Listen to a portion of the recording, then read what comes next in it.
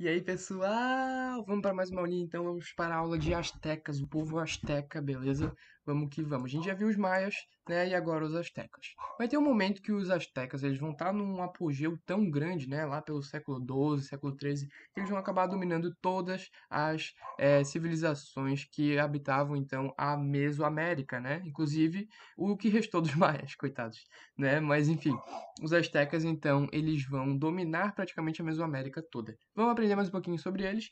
Eles estavam no que hoje a gente conhece como Cidade do México, e na época era a grande cidade de Tenochtitlan, né? Não sei nem pronunciar isso daí. Tenochtitlan, né? Eles se formaram ao redor do lago Texcoco, né? Que hoje em dia é um lago que não existe mais, secou, deu ruim, né? O povo usurpou desse lago de uma maneira que acabou esse lago, não existe mais. Tranquilo?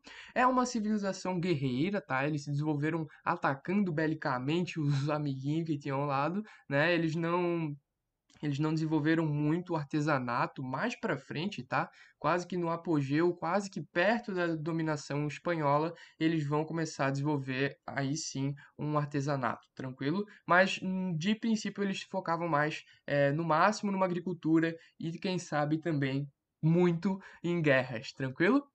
E aí a gente vai ter aí a evolução política histórica desse povo, tá? O que vai acontecer é que a gente vai ter de início uma sociedade igualitária, então todos têm os mesmos direitos a tudo, certo? Só que mais para frente a gente vai ter aí os militares, conforme eles vão expandindo e conquistando outros povos, vão ganhar muito poder, né? E esses militares, eles vão então tornar-se mais poderosos do que os outros, beleza? E eles vão formar então uma aristocracia militar, uma aristocracia que, porventura, vai acabar colocando um rei no poder. Olha só que loucura, né? Então a aristocracia ela vai falar assim, cara, vamos organizar aqui o bagulho e vamos colocar um imperador, um rei no poder, né? E a gente fiscaliza ele para ver se ele tá fazendo tudo direitinho. Tranquilo? Acabou que já era um plano dessa aristocracia, né? Principalmente a galera ligada a esse primeiro rei eleito, né? Que tornaram esse cargo vitalício e hereditário. Então a família agora daquele rei, daquele primeiro rei, tornaria-se rei mais pra frente, né? E só perderia esse cargo com a morte e ainda seria passado para o seu filho, muito como funciona a monarquia que a gente conhece, né? A monarquia absolutista que a gente tem estudado em história moderna, né? A parte europeia. Tranquilo? Agora vamos ver a sociedade, né? Como que era composta. A gente tem o rei no topo e seus familiares, tá? A gente depois tem os militares e os cargos públicos, né? Que os militares sempre tiveram muito prestígio na sociedade asteca, sendo uma sociedade extremamente guerreira, tá? E os cargos públicos sendo ocupados por pessoas da aristocracia. Tranquilo? Assim como aconteceu, né, na Idade Moderna, da sociedade moderna que a gente conhece, né?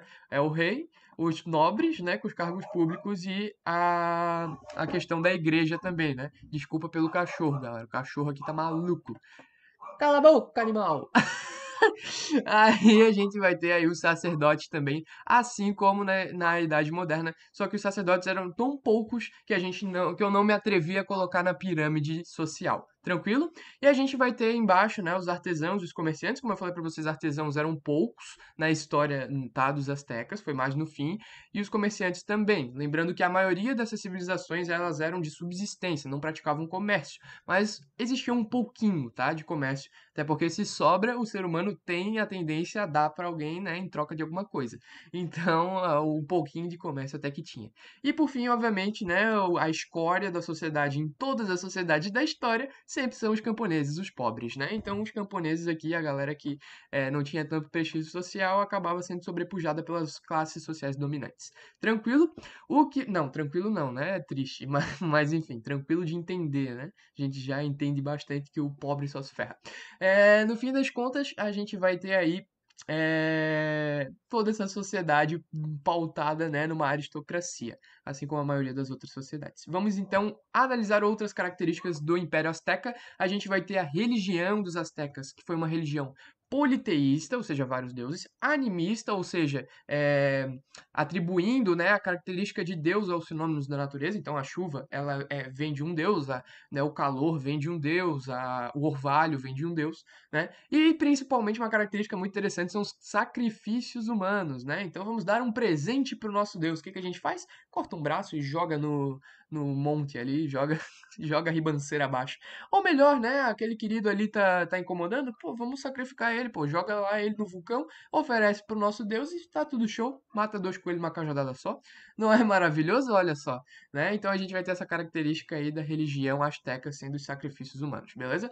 A escrita deles era baseada também em hieróglifos, assim como a gente viu, né, lá na cultura egípcia, né, do Egito Antigo, eles também produziram alguns hieróglifos, tá? Alguns ícones que tinham, então, essa característica de não serem letras, né, mas símbolos que significavam letras ou, enfim, construções fonéticas que, no fim, então, formariam palavras e, então, frases. Beleza?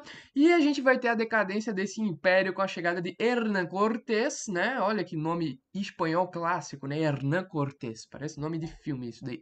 E em 1519, o Hernán Cortés, com sua frota espanhola maluca, vai chegar e eles vão então entrar na Península de Yucatán e depois espalhar-se pela Mesoamérica, e aí eles vão ter contato com os astecas. O que que os astecas vão fazer? Eles vão olhar para aqueles homens com roupa maluca chegando em embarcações gigantes, né? Com escudo, com espada, com uma loucura, né? Eles acharam aquilo tudo muito fino, muito louco, né? Eles olham para aquilo, cara, são deuses, velho. Os deuses chegaram, você é louco, tio. E aí eles vão achar que os espanhóis são deuses, né? E daí hoje a gente pensa, né? Pô, que burros, cara. Como é que vai achar que, né? Claramente eram seres humanos, né? Mas, cara, se bota no lugar deles. Olha só aqui, eu trouxe o imperador principal da época. Esse aqui é o Montezuma, tá? Na época que os espanhóis chegaram, quem tava dominando tudo era o Montezuma. Olha só a roupa dele. Eram roupas feitas de pele, né? De animal e tal. E as roupas europeias já estavam muito mais avançadas, né? Tirando que os europeus, eles às vezes usavam alguns adereços de ouro, prata. Aqui também tem alguma coisa, tá? Mas os europeus eles tinham essa característica de terem uma ciência, uma tecnologia mais avançada. Então se coloca no lugar dos astecas, tá? Não é tipo, eles são burros por acreditar que os europeus eram deuses. Não, eles viram algo muito diferente do que eles estavam acostumados, né? E a nossa enfim, primeiro contato deles com essas pessoas diferentes, mas foi então acreditar que eram deuses, tá? A gente não pode achar que eles eram tudo burros, daí é um pouco preconceituoso, né? A gente tem que entender o contexto histórico, a gente tem que entender o contexto dos astecas, que era de uma civilização que não tinha visto tanta tecnologia ainda, e quando vê, caracteriza como deuses. Tranquilo?